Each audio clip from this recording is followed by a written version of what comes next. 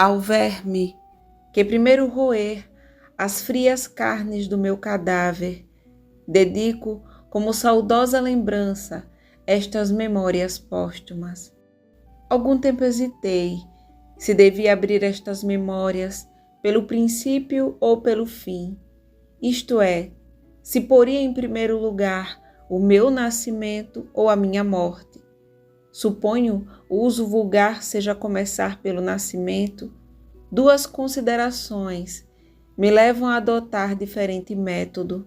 A primeira é que eu não sou propriamente um autor defunto, mas um defunto autor, para quem a cova foi outro berço. A segunda é que o escrito ficaria assim mais galante e mais novo. Expirei às 2 horas da tarde de uma sexta-feira, no mês de agosto de 1869, na minha bela chácara de Catumbi. Tinha uns 64 anos, rijos e prósperos. Era solteiro, possuía cerca de 300 contos e fui acompanhado ao cemitério por 11 amigos. Acresce que chovia, peneirava uma chuvinha miúda, triste e constante e tão triste, que levou um daqueles fiéis de última hora a proferir um discurso à beira da minha cova. Viram-me ir umas 10 ou 9 pessoas, entre elas 3 mulheres, minha irmã Sabina, casada com o Cotrim, a filha, um lírio do vale, e Virgília, ainda que não parenta, padeceu mais do que os parentes. É verdade, padeceu mais. Não digo que se deixasse rolar no chão convulsa. Nem meu óbito era coisa altamente dramática. Um solteirão que expira aos 64 anos não parece ter todos os elementos de uma tragédia. E dado que sim, o que menos convinha a ela era apresentá-lo. Virgília foi o meu grande pecado da juventude. Não há juventude sem meninice. Quem diria? De 2 grandes namorados, de 2 paixões sem freio, nada mais havia ali, 20 anos depois. Havia apenas 2 corações murchos, devastados pela vida e saciados dela. Não sei se em igual dose, mas enfim saciados. Ela tinha 54 anos, era uma ruína, uma impotente ruína. Imagina o leitor que nos amamos, ela e eu, e um dia já enfermo, vejo-a assomar à porta da minha alcova, vindo visitar-me. Morri de uma pneumonia, mas se lhe disser que foi menos pneumonia do que a ideia grandiosa e útil, a causa da minha morte, vou explicar essa ideia. Era a invenção de um medicamento sublime, um emplasto anti-hipocondríaco, destinado a aliviar a nossa melancolia humana. Eu explico. Estando eu ocupado em preparar e apurar a minha invenção, recebi em cheio um golpe de ar, adoeci logo e não me tratei. Tinha um emplasto no cérebro, trazia comigo a ideia fixa dos dados e dos fortes. Vi-me ao longe, ascender do chão das turbas e remontar ao céu como uma águia imortal. E não é diante de tão excelente espetáculo que um homem pode sentir a dor que o punge. No outro dia estava pior, tratei-me enfim, mas incompletamente, sem método nem cuidado, nem persistência. Tal foi a origem do mal que me trouxe à eternidade. Quando eu nasci, cada qual prognosticava a meu respeito o que mais lhe quadrava ao sabor. Meu tio João, o antigo oficial de infantaria, achava-me um certo olhar de Napoleão, coisa que meu pai não pôde ouvir sem náuseas. Meu tio Ildefonso, então simples padre, farejava-me cônego. Cônego é o que ele há de ser, e não digo mais por não parecer orgulho, mas não me admiraria nada se Deus o destinasse a um bispado. É verdade, bispado não é coisa impossível. Que diz você, Mano Bento? Meu pai respondia a todos que eu seria o que Deus quisesse, e alçava-me ao ar, como se intentasse mostrar minha cidade ao mundo. Perguntava a todos se eu me parecia com ele, se era inteligente, bonito. Cresci, e é nisso que a família não interveio. Cresci naturalmente, como crescem as magnólias e os gatos. Talvez os gatos são menos matreiros, e com certeza as magnólias são menos inquietas do que eu era na minha infância. Desde os 5 anos, merecera eu a alcunha de menino diabo, e verdadeiramente não era outra coisa. Fui dos mais malignos do meu tempo, arguto, indiscreto, traquinas e voluntarioso. Por exemplo, um dia quebrei a cabeça de uma escrava, porque me negaram a colher do doce de coco que estava fazendo. Prudêncio, um moleque de casa, era o meu cavalo de todos os dias. Esconder os chapéus das visitas, deitar rabos de papel a pessoas graves, puxar pelo rabicho das cabeleiras, dar beliscões nos braços das matronas e outras muitas façanhas deste jaez eram mostras de um gênio indócil, mas devo crer que eram também expressões de um espírito robusto, porque meu pai tinha-me em grande admiração, e se às vezes me repreendia à vista de gente, fazia-o por simples formalidade, em particular, dava-me beijos. Sim, meu pai adorava-me. Minha mãe era uma senhora fraca, de pouco cérebro e muito coração.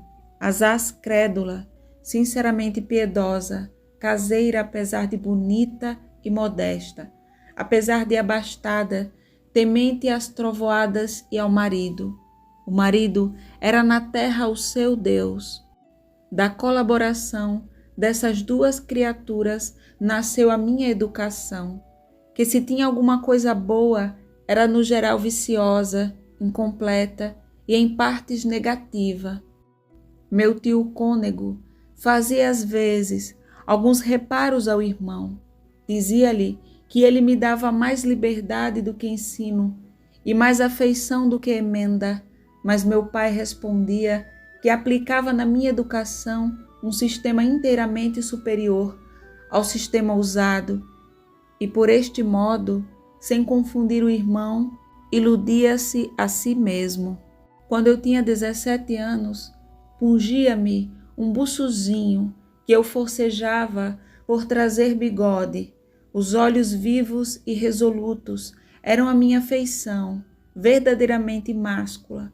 Como ostentasse certa arrogância, não se distinguia bem se era uma criança com fumos de homem, se um homem com ares de menino. Ao cabo, era um lindo garção, lindo e audaz, que entrava na vida de botas e esporas, chicote na mão e sangue nas veias, cavalgando um corcel nervoso, rijo, veloz, como o corcel das antigas batalhas, que o romantismo foi buscar ao castelo medieval, para dar com eles nas ruas do nosso século. Sim, eu era esse garção bonito, airoso, abastado, e facilmente se imagina que mais de uma dama inclinou diante de mim a fronte pensativa, ou levantou para mim os olhos buliçosos. De todas, porém, a que me cativou logo foi uma dama espanhola, Marcela, a linda Marcela, como lhe chamavam os rapazes do tempo. E tinham razão os rapazes. Era boa moça, lépida, sem escrúpulos, um pouco tolhida pela austeridade do tempo, que lhe não permitia arrastar pelas ruas os seus estouvamentos e berlindas, luxuosa, impaciente, amiga de dinheiro e de rapazes. Ela foi a primeira comoção da minha juventude. Que doce que me foste! Tal devia ser na criação da Bíblia o efeito do primeiro sol. Imagina tu esse efeito do primeiro sol, a bater na chapa da face de um mundo em flor. Ela era meu universo, mas ai triste, não o era de graça. Foi-me preciso coligir dinheiro, multiplicá-lo, inventá-lo. Primeiro, explorei as larguezas de meu pai, Ele dava-me tudo o que eu lhe pedia, sem repreensão, sem demora, sem frieza. Dizia a todos que eu era rapaz e que ele o fora também, mas a tal extremo chegou o abuso que ele restringiu um pouco as franquezas. Depois mais, então recorri à minha mãe e induzi-la a desviar alguma coisa que me dava às escondidas. Era pouco. Lancei mão de um recurso último. Entrei a sacar sobre a herança de meu pai, a assinar obrigações que devia resgatar um dia com usura. Em verdade, dizia-me Marcela, quando eu lhe levava alguma seda, alguma jóia em verdade, você quer brigar comigo, pois isto é coisa que se faça, um presente tão caro. E se era jóia, dizia isto, a contemplá-la entre os dedos, a procurar melhor luz, a ensaiá-la em si e a rir, e a beijar-me com uma reincidência impetuosa e sincera, mas protestando, derramava-lhe a felicidade dos olhos e eu sentia-me feliz com vê-la assim. Gostava muito das nossas antigas dobras de ouro e eu levava-lhe quantas podia obter. Marcela juntava-as todas dentro de uma caixinha de ferro, cuja chave ninguém nunca jamais soube onde ficava, escondia-a por medo dos escravos. Marcela amou-me durante 15 meses e 11 contos de réis, nada menos.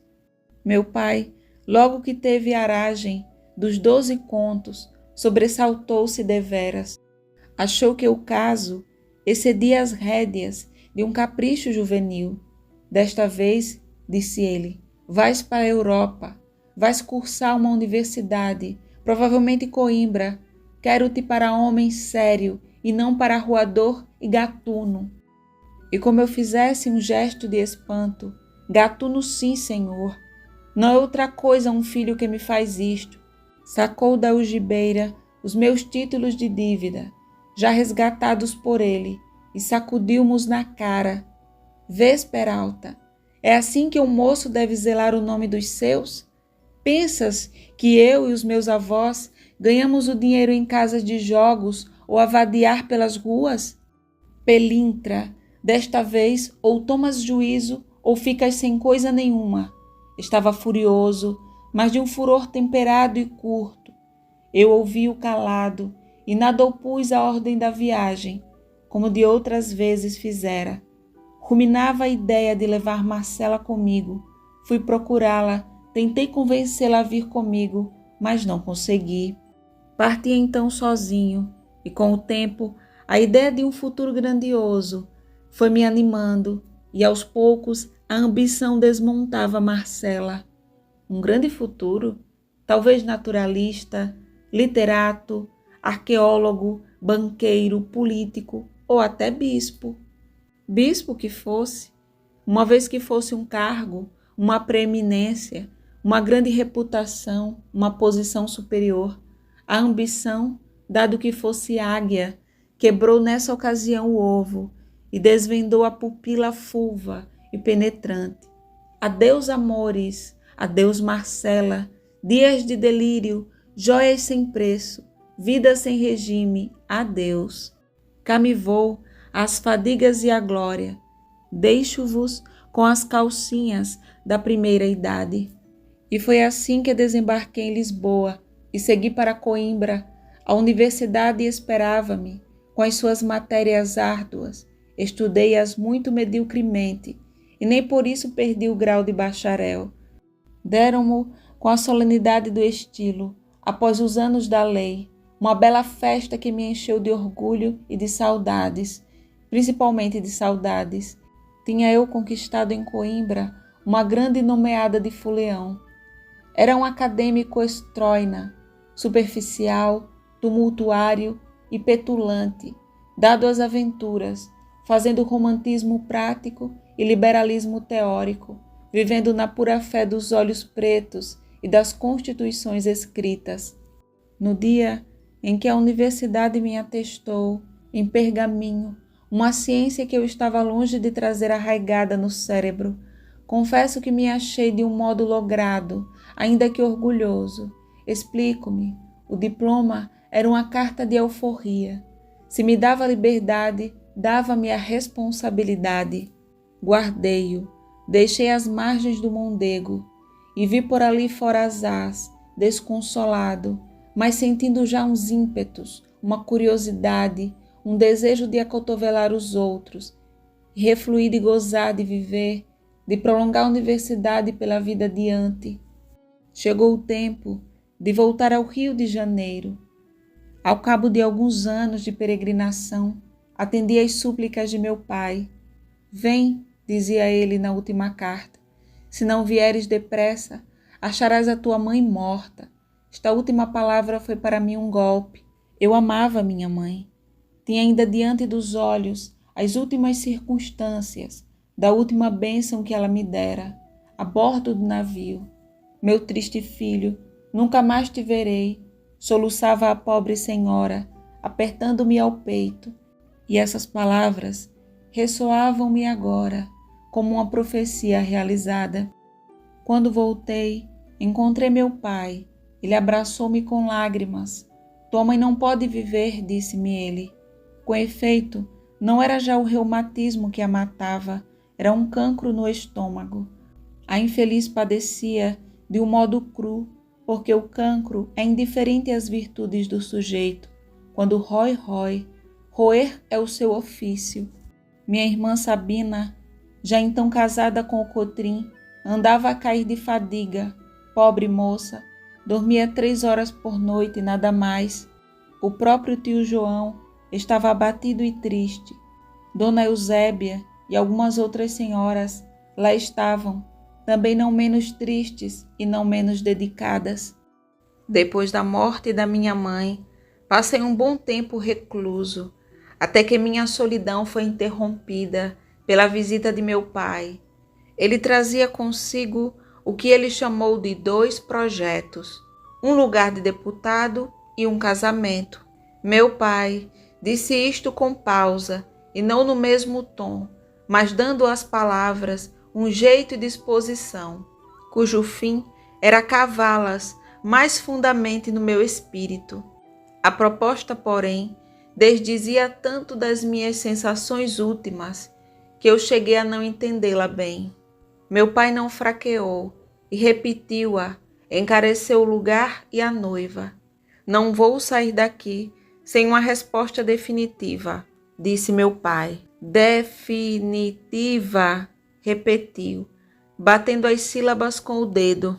O nome da noiva era Virgília, a mesma senhora que em 1869 devia assistir meus últimos dias. Naquele tempo, contava apenas uns 15 ou 16 anos e era talvez a mais atrevida criatura da nossa raça e com certeza a mais voluntariosa. Era bonita, fresca, saía das mãos da natureza, cheia daquele feitiço precário e eterno, que o indivíduo passa a outro indivíduo para os fins secretos da criação. Era isto Virgília, e era clara, muito clara, faceira, ignorante, pueril, cheia de uns ímpetos misteriosos, muita preguiça e alguma devoção. Devoção, ou talvez medo, creio que medo. Aí tem, em poucas linhas, o retrato físico e moral da pessoa que devia influir mais tarde na minha vida. Era aquilo com 16 anos. Por fim, aceitei a proposta do meu pai. Dispus-me a aceitar o diploma e o casamento, Virgília e a Câmara dos Deputados. Desces comigo? Perguntou meu pai. Desço amanhã. Vou fazer primeiramente uma visita à Dona Eusébia. Meu pai torceu o nariz, mas não disse nada. Despediu-se e desceu. Eu, na tarde desse mesmo dia, fui visitar Dona Eusébia. E foi na casa de Dona Eusébia que conheci sua filha Eugênia, uma bela moça, pela qual me interessei, mas tinha um defeito, era coxa.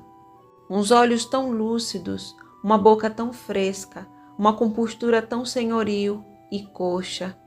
Esse contraste faria suspeitar que a natureza é às vezes um imenso escárnio.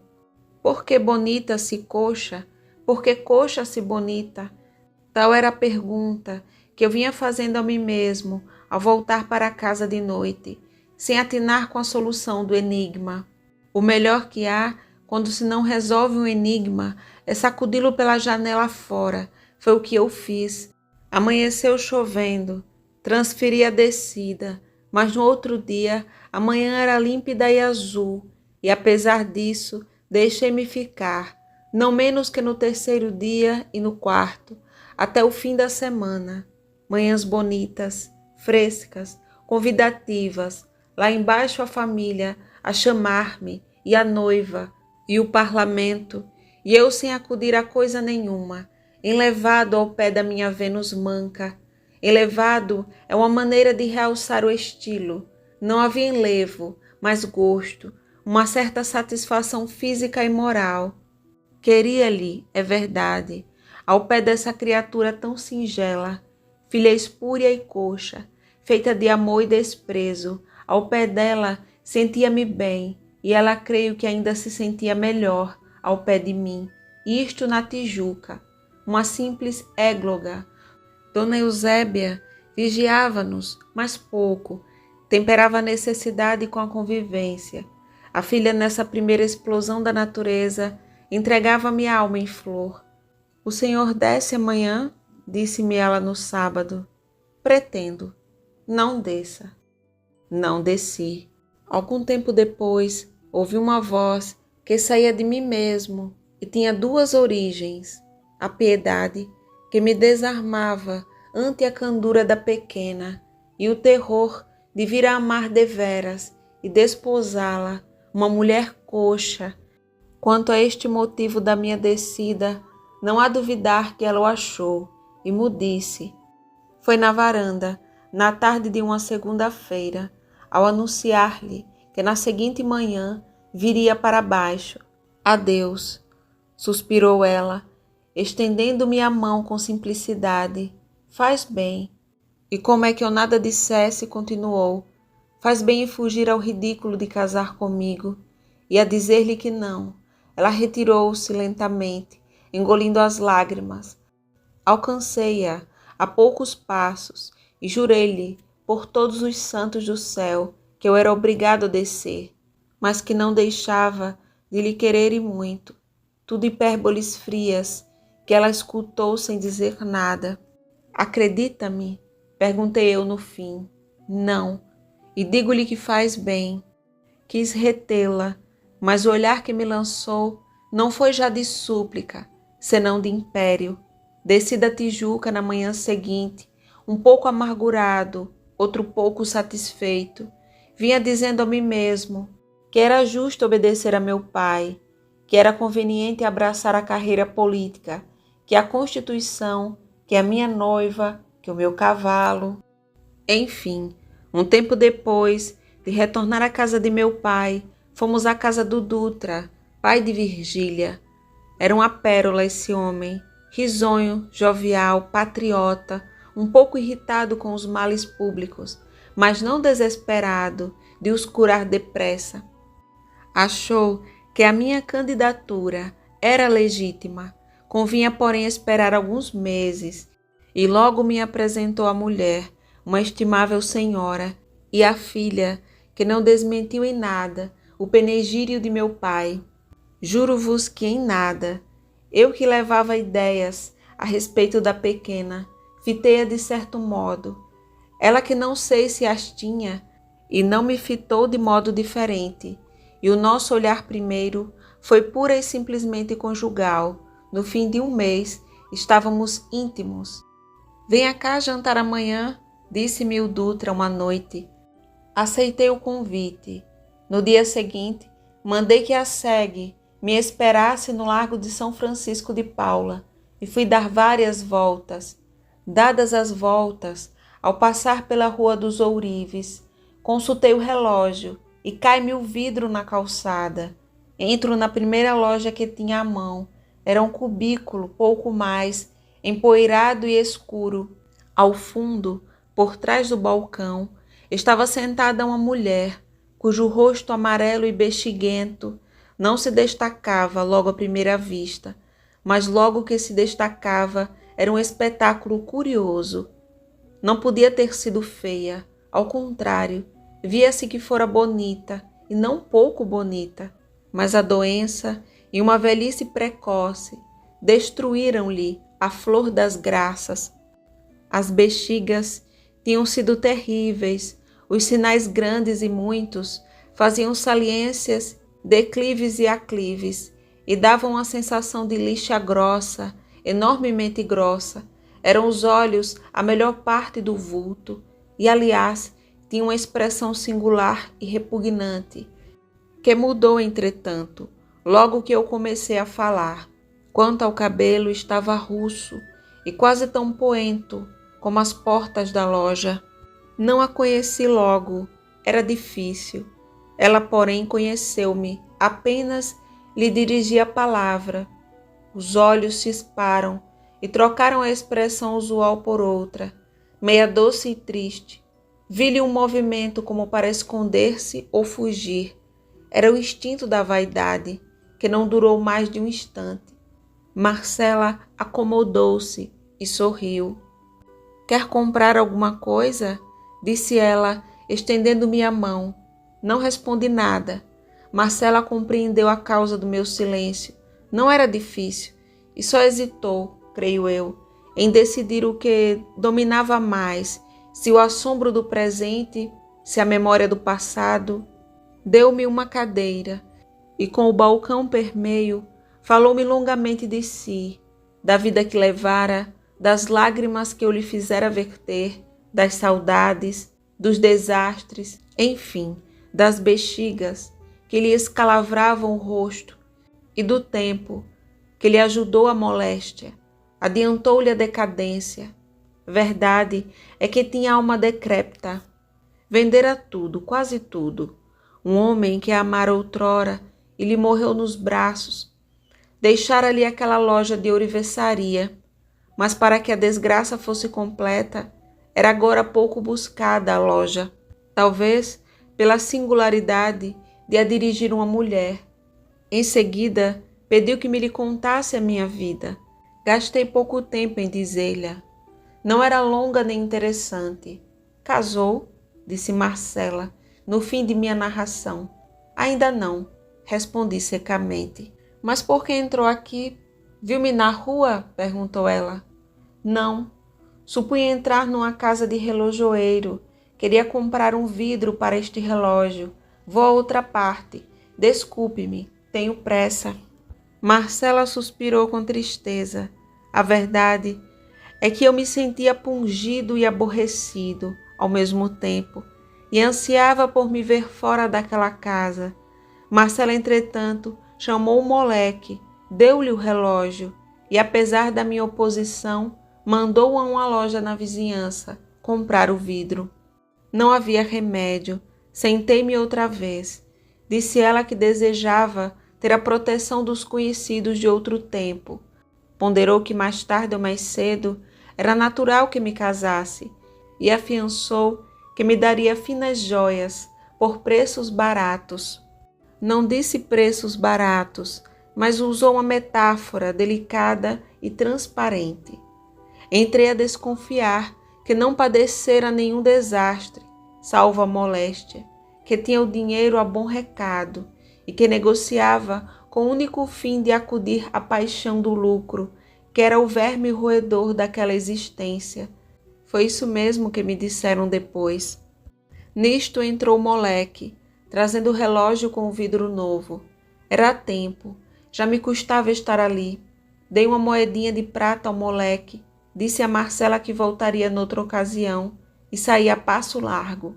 Para dizer tudo, devo confessar que o coração me batia um pouco, mas era uma espécie de dobre de finados.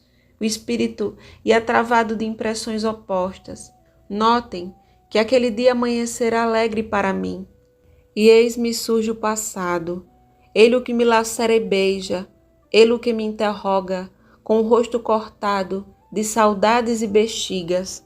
Lá o deixei, meti-me às pressas na segue, que me esperava no largo de São Francisco de Paula, e ordenei ao boleeiro que rodasse pelas ruas fora. O boleeiro atiçou as bestas, A segue entrou a sacolejar-me. As molas gemiam, as rodas sulcavam rapidamente a lama que deixara a chuva recente.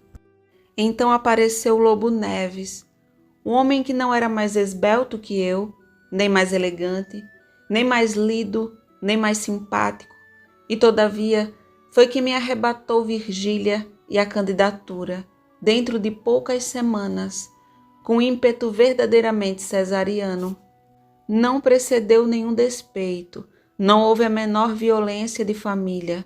Dutra veio dizer-me um dia que esperasse outra aragem, porque a candidatura de Lobo Neves era apoiada por grandes influências. Cedi, tal foi o começo da minha derrota. Uma semana depois, Virgília perguntou ao Lobo Neves, a sorrir, quando seria ele ministro. Meu pai ficou atônito com o desenlace e quer me parecer que não morreu de outra coisa. Eram tantos os castelos que engenhara, tantos e tantíssimos os sonhos, que não podia vê-los assim, esborroados, sem padecer um forte abalo no organismo. A princípio, não quis crê-lo. Um galho da árvore ilustre dos Cubas, e dizia isso com tal convicção que esqueci um instante a volúvel dama para só contemplar aquele fenômeno não raro, mas curioso, uma imaginação graduada em consciência.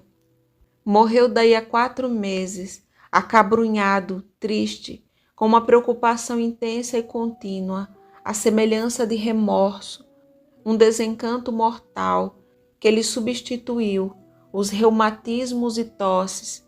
Teve ainda uma meia hora de alegria. Foi quando um dos ministros o visitou. Vi-lhe, lembra-me bem, vi-lhe o grato sorriso de outro tempo, e nos olhos uma concentração de luz, que era, por assim dizer, o último lampejo da alma expirante. Mas a tristeza tomou logo, a tristeza de morrer, sem me ver posto em algum lugar alto, como aliás me cabia. Morreu alguns dias depois da visita do ministro, uma manhã de maio, entre os 2 filhos, Sabina e eu, e mais o tio Ildefonso, e meu cunhado. Morreu sem lhe poder valer a ciência dos médicos, nem o nosso amor, nem os cuidados, que foram muitos, nem coisa nenhuma. Tinha de morrer, morreu.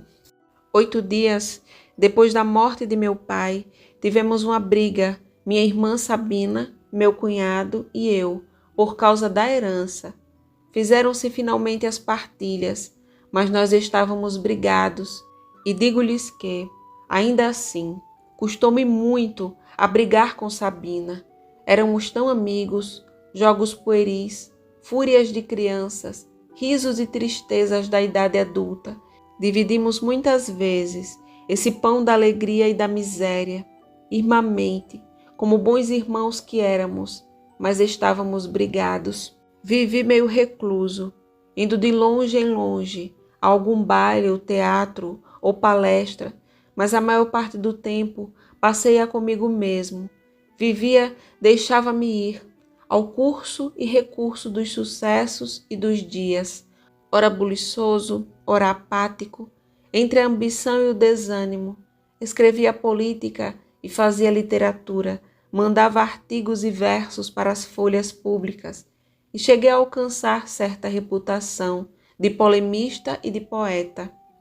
Quando me lembrava do Lobo Neves, que era já deputado, e de Virgília, futura marquesa, perguntava a mim mesmo por que não seria melhor deputado e melhor marquês do que Lobo Neves, eu que valia mais, muito mais do que ele. Tempos depois, chegou em São Paulo Virgília, já casada com Lobo Neves, e certo dia, estando eu na Rua do Ouvidor, à porta da tipografia do Plancher, vi assomar à distância uma mulher esplêndida. Era ela, só a reconheci a poucos passos, tão outra estava. Cortejamo-nos. Ela seguiu. Entrou com o marido na carruagem, que os esperava um pouco acima. Fiquei atônito. 8 dias depois, encontrei-a num baile. Creio que chegamos a trocar 2 ou 3 palavras, mas no outro baile, dado daí a 1 mês, em casa de uma senhora que ornara os salões do primeiro reinado e não desornava então os do segundo, a aproximação foi maior e mais longa, porque conversamos e valsamos. A valsa é uma deliciosa coisa. Valsamos, e não nego que ao aconchegar ao meu corpo, aquele corpo flexível e magnífico, tive uma singular sensação, uma sensação de homem roubado. Há umas plantas que nascem e crescem depressa, outras são tardias e pecas. O amor entre Virgília e eu era daquelas, brotou com tal ímpeto e tanta seiva, que dentro de pouco era a mais vasta, folhuda e exuberante criatura dos bosques. Não lhes poderei dizer ao certo os dias que durou esse crescimento. Lembra-me sim que em certa noite abotou a flor ou beijo, se assim lhe quiserem chamar, um beijo que ela me deu trêmula, coitadinha, trêmula de medo, porque era o portão da chácara. Uniu-nos esse beijo único, breve como a ocasião ardente como o amor, prólogo de uma vida de delícias, de terrores, de remorsos, de prazeres que matavam em dor, de aflições que desabrocharam em alegria, uma hipocrisia paciente e sistemática, único freio de uma paixão sem freio, vida de agitações, de cóleras, de desespero e de ciúmes, que uma hora pagava a farta e de sobra, mas outra hora vinha e engolia aquela, como todo mais, para deixar à tona as agitações e o resto do resto, que é o fastio e a saciedade. Sim, Senhor, amávamos, agora que todas as leis sociais nolo impediam, agora é que nos amávamos deveras. Achamo-nos juntos, um ao outro, como as 2 almas que o poeta encontrou no purgatório. Ei-nos a caminhar sem saber até onde, nem por que estradas escusas, problema que me assustou durante algumas semanas, mas cuja solução entreguei ao destino. Pobre destino, onde andarás agora, grande procurador dos negócios humanos? Talvez estejas a criar pele nova, outra cara, outras maneiras, outro nome. E não é impossível que... Já me não lembra onde estava. Ah, nas estradas escusas. Disse eu comigo que já agora seria o que Deus quisesse. Era a nossa sorte amar-nos. Se não fora, como explicaria a valsa e o resto? Virgília pensava a mesma coisa. Um dia depois de me confessar que tinha momentos de remorso, Virgília cingiu-me com os seus magníficos braços, murmurando: amo-te, é a vontade do céu. Lobo Neves, a princípio, metia-me grandes sustos, pura ilusão. Como adorasse a mulher, não se vexava de mo dizer muitas vezes. Achava que Virgília era a perfeição mesma, um conjunto de qualidades sólidas e finas, amorável, elegante, austera, um modelo. E a confiança não parava aí. De fresta que era, chegou à porta escancarada. Um dia confessou-me que trazia uma triste carcoma na existência. Faltava-lhe a glória pública. Animei-o, disse-lhe muitas coisas bonitas, que ele ouviu com aquela unção religiosa de um desejo que não quer acabar de morrer. Então compreendi que a ambição dele andava cansada de bater as asas, sem poder abrir o voo. Dias depois, disse-me todos os seus tédios e desfalecimentos, as raivas sopitadas. Contou-me que a vida pública era um tecido de invejas, despeitos, intrigas, perfídias, interesses, vaidades. Evidentemente, havia aí uma crise de melancolia. Tratei de combatê-la. Certo dia, andando pela rua, vejo encaminhar-se para mim uma cara que não me pareceu desconhecida. Conhecia, fosse de onde fosse. Aposto que me não conhece, senhor doutor Cubas, disse ele. Não me lembra, sou o Borba, o Quincas Borba. Recuei espantado. Quem me dera agora o verbo solene de um Bucer ou de um Vieira para contar tamanha desolação. Era o Quincas Borba, o gracioso menino de outro tempo, o meu companheiro de colégio, tão inteligente e abastado. O Quincas Borba? Não, impossível, não pode ser. Não podia acabar de crer que essa figura esquálida, essa barba pintada de branco, esse maltrapilho avelhantado, que toda essa ruína fosse o Quincas Borba. Mas era. Os olhos tinham um resto da expressão de outro tempo, e o sorriso não perdera certo ar escarninho, que lhe era peculiar. Entretanto, ele suportava com firmeza o meu espanto. No fim de algum tempo, arredei os olhos. Se a figura repelia, a comparação acabrunhava. Não é preciso contar-lhe nada, disse ele enfim. O Senhor adivinha tudo. Uma vida de miséria, de tribulações e de lutas. Lembra-se das nossas festas, em que eu figurava de rei? Que trampolhão! Acabo mendigo. Depois de uma longa conversa, ele abraçou-me com tal ímpeto que não pude evitá-lo. Separamo-nos finalmente, e ao passo largo, com a camisa amarrotada do braço, enfadado e triste, já não dominava em mim a parte simpática da sensação, mas a outra. Quisera ver-lhe a miséria digna. Contudo, não pude deixar de comparar outra vez o homem de agora com o de outrora, entristecer-me e encarar o abismo que separa as esperanças de um tempo da realidade de outro tempo. Ora, adeus, vamos jantar, disse comigo mesmo. Meto a mão no colete e não acho o relógio. Última desilusão. O Borba furtara-mo no braço. Jantei triste. Não era a falta do relógio que me pungia, era a imagem do autor do furto e as reminiscências de criança. O encontro do Quincas Borba tornara-me aos olhos o passado, não qual fora deveras, mas um passado roto, abjeto, mendigo e gatuno. Fui ter com Virgília. Bem depressa esqueci o Quincas Borba. Virgília era o travesseiro do meu espírito, um travesseiro mole, tépido, aromático, enfronhado em cambraia e bruxelas.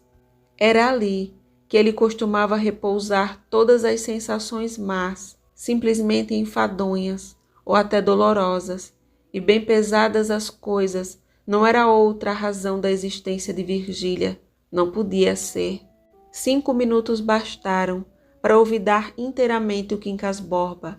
5 minutos de uma contemplação mútua, com as mãos presas umas nas outras. 5 minutos e um beijo, e lá se foi a lembrança do Quincas Borba. Escrófula da vida, andrajo do passado, que me importa que exista, que moleste os olhos dos outros, se eu tenho 2 palmos de um travesseiro divino para fechar os olhos e dormir. Ao meio-dia, veio o criado dizer-me que estava na sala uma senhora, coberta com um véu. Corro, era minha irmã Sabina. Isto não pode continuar assim, disse ela. É preciso que de uma vez por todas façamos as pazes. Nossa família está acabando. Não havemos de ficar como 2 inimigos. Mas se eu não te peço outra coisa, mana, bradei eu, estendendo-lhe os braços. Sentei-a ao pé de mim e falei-lhe do marido, da filha, dos negócios, de tudo. Tudo ia bem, a filha estava linda como os amores. O marido viria mostrar-me se eu consentisse. Ora essa, irei eu mesmo vê-la. Sim, palavra. Tanto melhor, respirou Sabina. É tempo de acabar com isso. Digam o que quiserem dizer os hipocondríacos. A vida é uma coisa doce. Foi o que eu pensei comigo, ao ver Sabina, o marido e a filha descerem de tropel as escadas, dizendo muitas palavras afetuosas para cima, onde eu ficava. Cheguei a pensar que na verdade era feliz. Por esse tempo, recebi uma carta extraordinária, acompanhada de um objeto não menos extraordinário. Eis o que a carta dizia: Meu caro Brás Cubas, há tempos no passeio público tomei-lhe de empréstimo um relógio. Tenho a satisfação de restituir-lhe com esta carta. A diferença é que não é o mesmo, porém outro, não digo superior, mas igual ao primeiro. Muitas coisas se deram depois do nosso encontro. Irei contá-las pelo miúdo, se me não fechar a porta. Saiba que já não trago aquelas botas caducas, nem envergo uma famosa sobrecasaca, cujas abas se perdiam na noite dos tempos. Cedi o meu degrau da escada de São Francisco, finalmente almoço. Dito isto, peço licença para ir um dia destes expor-lhe um trabalho, fruto de longo estudo, um novo sistema de filosofia, que não só explica e descreve a origem e a consumação das coisas, como faz dar um grande passo diante de Zenão e Sêneca, cujo estoicismo era um verdadeiro brinco de crianças ao pé da minha receita moral. É singularmente espantoso este meu sistema. Retifica o espírito humano, suprime a dor, assegura a felicidade, enche de imensa glória o nosso país. Chamo de humanitismo, de humanitas, princípio das coisas. Minha primeira ideia revela uma grande infatuação. Era chamar-lhe borbismo, de borba, denominação vaidosa, além de rude e molesta, e com certeza exprimia menos. Verá, meu caro Brás Cubas, verá que é deveras um monumento, e se alguma coisa há que possa fazer-me esquecer as amarguras da vida, é o gosto de haver, enfim, apanhado a verdade e a felicidade. Ei-las na minha mão, essas duas esquivas, após tantos séculos de lutas, pesquisas, descobertas, sistemas e quedas, ei-las nas mãos do homem. Até breve, meu caro Brás Cubas. Saudades do velho amigo Joaquim Borba dos Santos. Li esta carta sem entendê-la. Vinha com ela uma boceta contendo um bonito relógio com as minhas iniciais gravadas. E esta frase, lembrança do velho Quincas. Voltei à carta, relia com pausa, com atenção. A restituição do relógio excluía toda a ideia de burla. A lucidez, a serenidade, a convicção, um pouco jactanciosa, é certo, pareciam excluir a suspeita de insensatez. Naturalmente, o Quincas Borba herdara de algum dos seus parentes de Minas, e a abastança devolvera-lhe a primeira dignidade. Não digo tanto, há coisas que se não podem reaver integralmente, mas, enfim, a regeneração não era impossível. Guardei a carta e o relógio e esperei a filosofia. Certo dia, senti tocar-me no ombro. Era o Lobo Neves. Encaramo-nos alguns instantes, mudos, inconsoláveis. Indaguei de Virgília, depois ficamos a conversar uma meia hora. No fim desse tempo, vieram trazer-lhe uma carta. Ele leu-a, empalideceu muito e fechou-a com a mão trêmula. Creio que ele vi fazer um gesto, como se quisesse atirar-se sobre mim, mas não me lembro bem. O que me lembro claramente é que durante os dias seguintes recebeu-me frio e taciturno. Enfim, Virgília contou-me tudo. Daí a dias na Gamboa, que era o nosso refúgio, uma casa que organizamos para nossos encontros. O marido mostrou-lhe a carta, era anônima, e denunciava-nos. Não dizia tudo, não falava, por exemplo, das nossas entrevistas externas, limitava-se a precavê-lo contra a minha intimidade e acrescentava que a suspeita era pública. Esse acontecimento obrigou-me a afastar-me inteiramente da casa do Lobo Neves. Bastava-nos a Gamboa, a frequência da outra casa aguçaria as invejas. Rigorosamente podíamos dispensar-nos de falar todos os dias. Era até melhor, metia a saudade de permeio nos amores. Ao demais, Eu galgara os 40 anos e não era nada, nem simples eleitor de paróquia.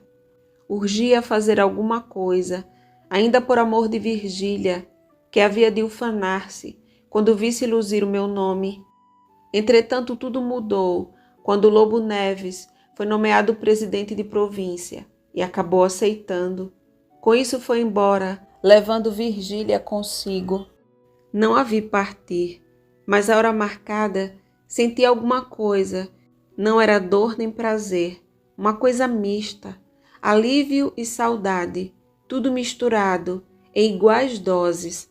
Eu bem sei que para titilar-lhe os nervos da fantasia, devia padecer um grande desespero, derramar algumas lágrimas e não almoçar.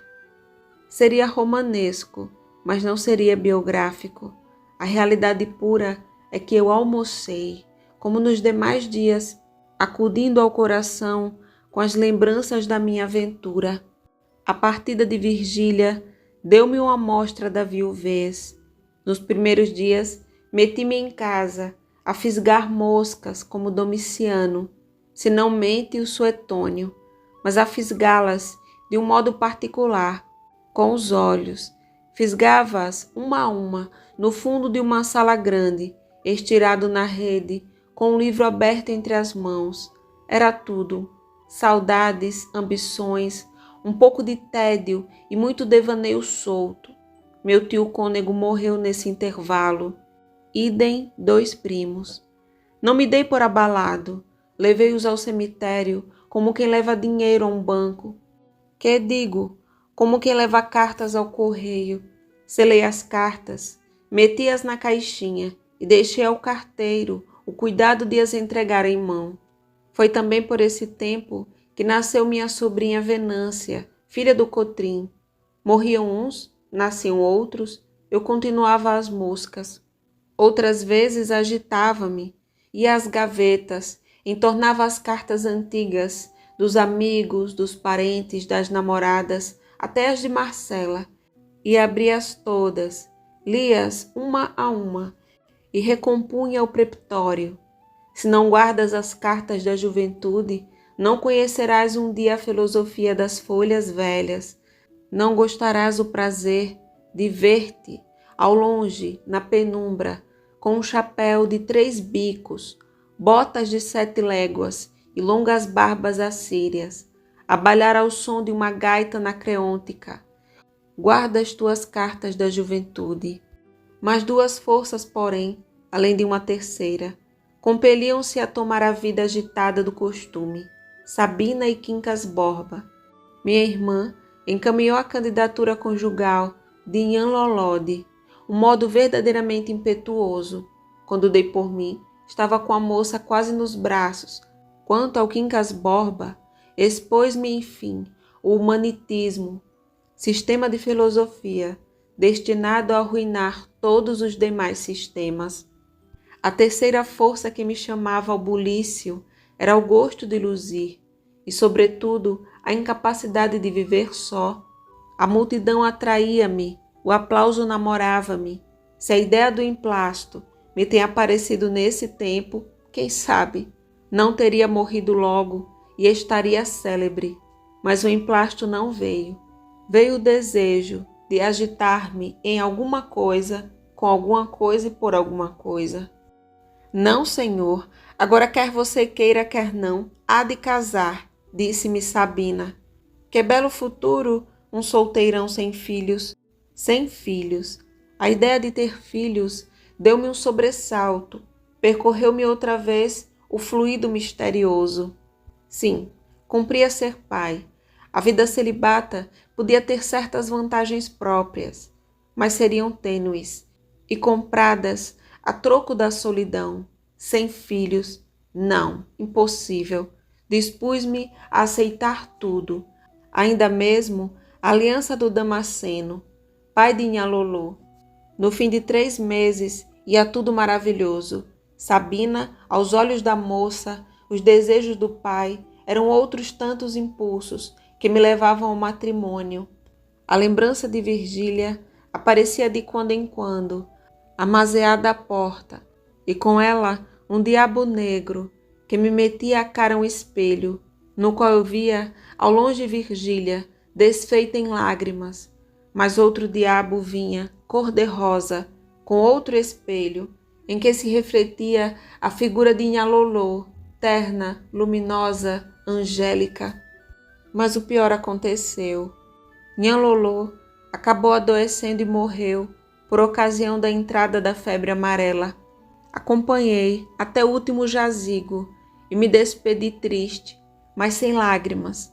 Concluí que talvez não amasse deveras. O tempo passou e virei deputado. Exerci agora o mesmo ofício de Lobo Neves.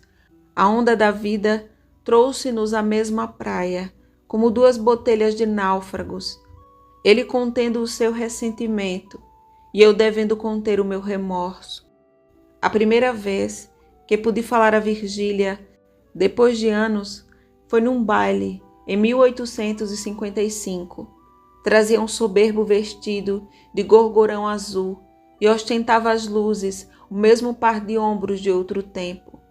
Não era a frescura da primeira idade, ao contrário, mas ainda estava formosa, de uma formosura outoniça, realçada pela noite. Lembrei-me que falamos muito, e sem aludir a coisa nenhuma do passado, subentendia-se tudo, um dito remoto, vago, ou então olhar, e mais nada. Pouco depois retirou-se, e fui vê-la descer as escadas, e não sei por que fenômeno de ventriloquismo cerebral, perdoe-me os filósofos, essa frase bárbara, murmurei comigo esta palavra profundamente retrospectiva, magnífica. Quando Virgília descia a escada, tinha eu 50 anos, era portanto a minha vida que descia pela escada abaixo, ou a melhor parte, ou ao menos uma parte cheia de prazeres, de agitações, de sustos, capeada de dissimulação e duplicidade, mas enfim, a melhor. E daí eu resumi as reflexões que fiz no dia seguinte ao Quincas Borba, acrescentando que me sentia acabrunhado e mil outras coisas tristes. Mas esse filósofo, com elevado tino de que dispunha, bradou-me que eu ia escorregando na ladeira fatal da melancolia. Meu caro Brás Cubas, não te deixes vencer desses vapores. Que diacho! É preciso ser homem, ser forte, lutar, vencer, brilhar, influir, dominar. 50 anos é a idade da ciência e do governo. Ânimo, Brás Cubas, não me sejas palerma. Que tens tu com essa sucessão de ruína a ruína ou de flor em flor? Trata de saborear a vida e fica sabendo que a pior filosofia é a dos choramingas, que se deita à margem do rio para o fim de lastimar o curso incessante das águas. O ofício delas é não parar nunca. Acomoda-te com a lei e trata de aproveitá-la. Vê-se nas menores coisas o que vale a autoridade de um grande filósofo. As palavras do Quincas Borba tiveram o condão de sacudir o torpor moral e mental em que andava. Vamos lá, façamo-nos governo, é tempo. Tempos depois, mandei para a imprensa uma notícia discreta, dizendo que provavelmente começaria a publicação de um jornal oposicionista. Quincas Borba, a quem li a notícia, pegou da pena e acrescentou o meu nome com uma fraternidade verdadeiramente humanística, esta frase: um dos mais gloriosos membros da passada Câmara. No dia seguinte, entra-me em casa o Cotrim. Vinha um pouco transtornado, mas dissimulava, afetando o sossego e até alegria. Vira a notícia do jornal e achou que devia, como amigo e parente, dissuadir-me de semelhante ideia. Era um erro fatal. Mostrou que eu ia colocar-me numa situação difícil e, de certa maneira, trancar as portas do parlamento. O ministério não só lhe parecia excelente, o que, aliás, podia não ser a minha opinião, mas com certeza viveria muito. Sabia que alguns dos ministros me eram afeiçoados Não era impossível uma vaga e interrompi-o nesse ponto, para lhe dizer que meditara muito o passo que ia dar e não podia recuar uma linha. Cheguei a propor-lhe a leitura do programa, mas ele recuou energicamente, dizendo que não queria ter a mínima parte no meu desatino. É um verdadeiro desatino, repetiu ele. Pense ainda alguns dias e verás que é um desatino. A mesma coisa disse Sabina à noite, no teatro. Deixou a filha no camarote com Coutrin e trouxe-me ao corredor. Mano Brás, que é que você vai fazer? Perguntou-me aflita. Que ideia é essa de provocar o governo sem necessidade? Expliquei-lhe que não me convinha mendigar uma cadeira no parlamento, que a minha ideia era derribar o ministério, por não me parecer adequada à situação. E a certa fórmula filosófica, afiancei que empregaria sempre uma linguagem cortês, embora enérgica. A violência não era especiaria do meu paladar. Sabina bateu com o leque na ponta dos dedos, abanou a cabeça e tornou ao assunto, com ar de súplica e ameaça alternadamente. Eu disse-lhe que não e que não. Desenganada, lançou-me em rosto, preferir os conselhos de pessoas estranhas e invejosas aos dela e do marido, pois siga o que lhe parecer, concluiu. Nós cumprimos a nossa obrigação. Deu-me as costas e voltou ao camarote. Publiquei o jornal. 24 horas depois, aparecia em outros uma declaração do Coutrin, dizendo que, posto não militasse em nenhum dos partidos em que se dividia a pátria, achava conveniente deixar bem claro que não tinha influência em parte direta ou indireta na folha de seu cunhado, o Dr. Brás Cubas, cujas ideias e procedimento político inteiramente reprovava o atual ministério, como aliás qualquer outro composto de iguais capacidades, parecia-lhe destinado a promover a felicidade pública. Não podia acabar de crer nos meus olhos, esfreguei-os uma e duas vezes e reli a declaração inoportuna, insólita e enigmática. Se ele nada tinha com os partidos, que lhe importava um incidente tão vulgar como a publicação de uma folha? Nem todos os cidadãos que acham bom ou mau o ministério fazem declarações tais pela imprensa, nem são obrigados a fazê-las. Realmente era um mistério a intrusão do Coutrin nesse negócio, não menos que a sua agressão pessoal. Nossas relações até então tinham sido lhanas e benévolas. Não me lembrava nenhum desentendimento, nenhuma sombra, nada, depois da reconciliação. Ao contrário, as recordações eram de verdadeiros obséquios. Assim, por exemplo, sendo eu deputado, pude obter-lhe uns fornecimentos para o arsenal de marinha, fornecimentos que ele continuava a fazer com a maior pontualidade e dos quais me dizia, algumas semanas antes, que no fim de mais 3 anos podia dar-lhes uns 200 contos, pois a lembrança de tamanho obséquio não teve força para obstar que ele viesse a público enxovalhar o cunhado.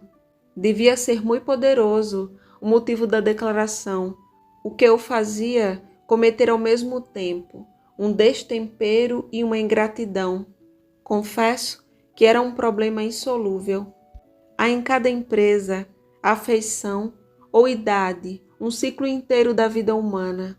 O primeiro número do meu jornal encheu-me a alma de uma vasta aurora, coroou-me de verduras, restituiu-me a lepidez da mocidade. 6 meses depois, bati a hora da velhice, e daí a 2 semanas a da morte. No dia em que o jornal amanheceu morto, respirei como um homem que vem de longo caminho, de modo que, se eu disser que a vida humana nutre de si mesma outras vidas, mais ou menos efêmeras, como o corpo alimenta os seus parasitas, creio não dizer uma coisa inteiramente absurda. Mas, para não arriscar essa figura menos nítida e adequada, prefiro a imagem astronômica. O homem executa a roda do grande mistério, um movimento duplo de rotação e translação.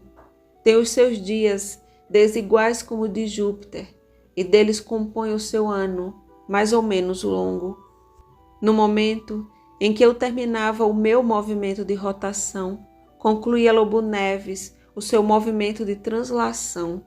Morria com o pé na escada ministerial. Correu ao menos durante algumas semanas que ele ia ser ministro. E pois que o boato me encheu de muita irritação e inveja, não é impossível que a notícia da morte me deixasse alguma tranquilidade, alívio e 1 ou 2 minutos de prazer. Prazer é muito, mas é verdade. Juro aos séculos que é a pura verdade. Fui ao enterro. Na sala mortuária achei Virgília, ao pé do féretro, a soluçar. Quando levantou a cabeça, vi que chorava deveras. Ao sair do enterro, abraçou-se ao caixão, aflita. Vieram tirá-la e levá-la para dentro. Digo-vos que as lágrimas eram verdadeiras. Eu fui ao cemitério. E para dizer tudo, não tinha muita vontade de falar.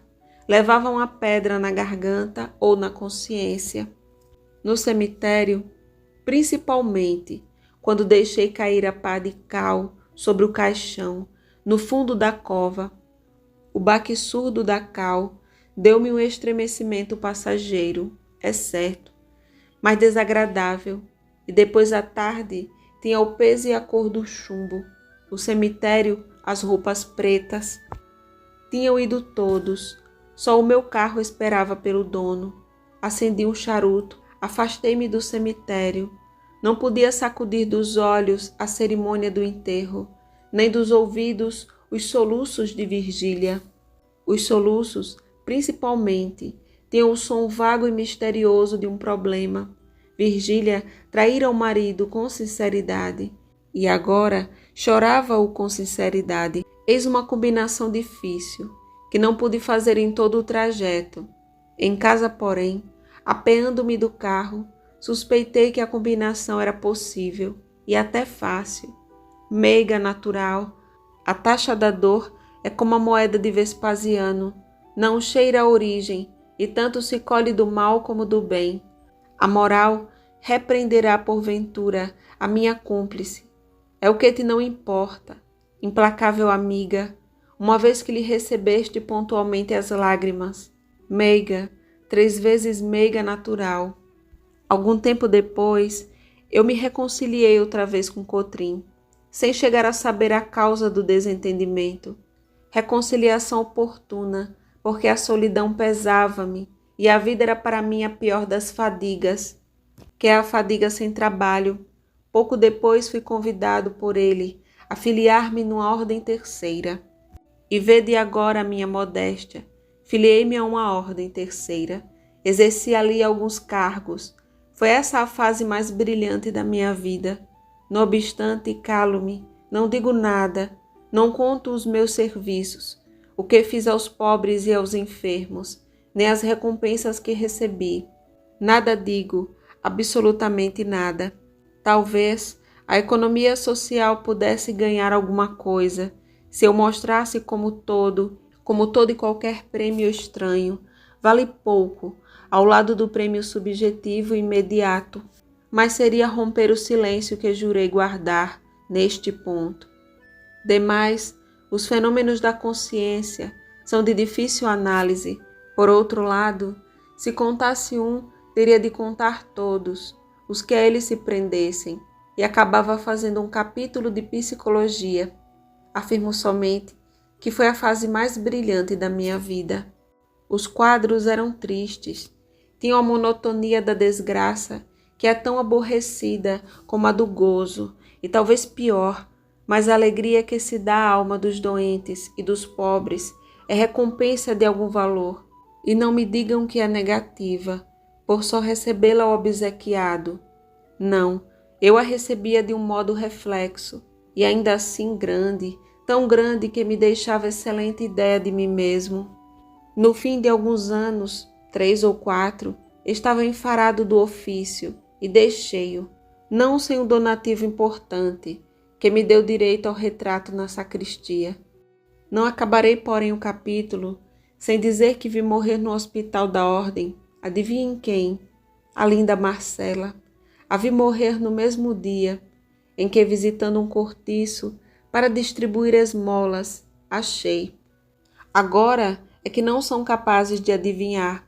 Achei a flor da moita, Eugênia, a filha de Dona Eusébia e do Vilaça, tão coxa como a deixara e ainda mais triste. Esta, ao reconhecer-me, ficou pálida e baixou os olhos, mas foi obra de um instante. Ergueu logo a cabeça e fitou-me com muita dignidade. Compreendi que não receberia esmolas da minha algibeira e estendi-lhe a mão, como faria a esposa de um capitalista. Cortejou-me e fechou-se no cubículo. Nunca mais a vi.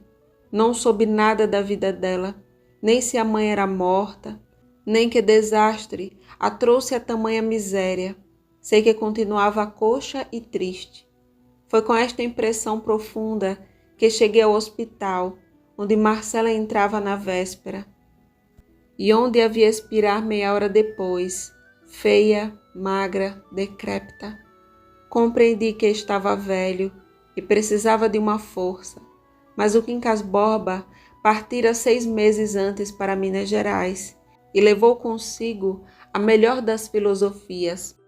Voltou 4 meses depois e entrou-me em casa certa manhã, quase no estado em que eu vira no passeio público. A diferença é que o olhar era outro, vinha demente. Contou-me que, para o fim de aperfeiçoar o humanitismo, queimara o manuscrito todo e ia recomeçá-lo. A parte dogmática ficava completa, embora não escrita. Era a verdadeira religião do futuro. Contou-me que, para o fim de aperfeiçoar o humanitismo, queimara o manuscrito todo e ia recomeçá-lo. A parte dogmática ficava completa, embora não escrita. Era a verdadeira religião do futuro. Juras por humanitas? Perguntou-me. Sabes que sim. A voz mal podia sair-me do peito e, aliás, não tinha descoberto toda a cruel verdade. Quincas Borba não só estava louco, e esse resto de consciência, como uma frouxa lamparina no meio das trevas, complicava muito o horror da situação. Sabia-o, e não se irritava contra o mal, ao contrário. Dizia-me que era ainda uma prova de humanitas, que assim brincava consigo mesmo. Recitava-me longos capítulos do livro e litanias espirituais. Chegou até a reproduzir uma dança sacra que inventara para as cerimônias do humanitismo. A graça lúgubre com que ele levantava e sacudia as pernas era singularmente fantástica. Outras vezes, amoava-se a um canto, com os olhos fitos no ar, uns olhos que de longe em longe fulgurava um raio persistente da razão, triste como uma lágrima. Morreu pouco tempo depois em minha casa, jurando e repetindo sempre que a dor era uma ilusão e que Pangloss, o caluniado Pangloss, não era tão louco como o supôs Voltaire. Entre a morte do Quincas Borba e a minha, mediaram os sucessos narrados na primeira parte do livro. O principal deles foi a invenção do emplasto Brás Cubas, que morreu comigo, por causa da moléstia que apanhei. Divino emplasto, tu me deras o primeiro lugar entre os homens, acima da ciência e da riqueza, porque eras a genuína e direta inspiração do céu. O acaso determinou o contrário, e aí vós ficais eternamente hipocondríacos. Este último capítulo é todo de negativas.